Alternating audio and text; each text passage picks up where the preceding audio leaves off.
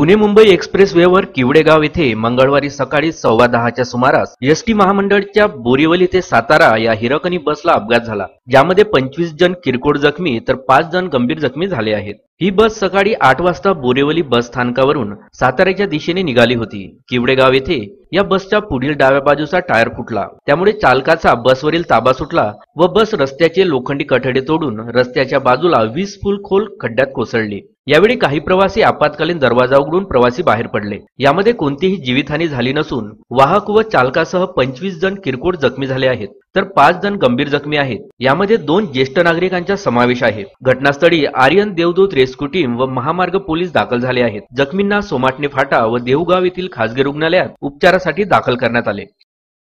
हा अपघात मुंबई पुणे एक्सप्रेसवे वरती पुणे जात असताना झालेला आहे। गाडी मुंबईच्या दिशेने साताराकडे जात असताना हा अपघात झालेला आहे। आम्ही आमच्या स्पॉटवरती असताना कंट्रोल रूममधून आम्हाला एक कॉल आलेला की एक एशियाड आहे ती टायर फुटून एक खाली गेलेली आहे। आम्ही अवघ्या काही क्षणातच तिथे पोहोचून जे अडकलेली जखमी होती त्यांना लवकरात लवकर बाहेर काढलेले। त्यात तरी साधारण एक 15 ते 20 जण जखमी असण्याची शक्यता आहे। काही जणांना लागलेलं आहे आणि काही जण थोडेच इंजर्ड झालेले आहे। आणि हा अपघात नेमका कुठं झाला, स्पॉट काय?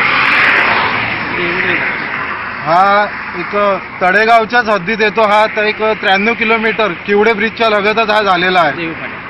आणि यामध्ये गंभीर किती असतील?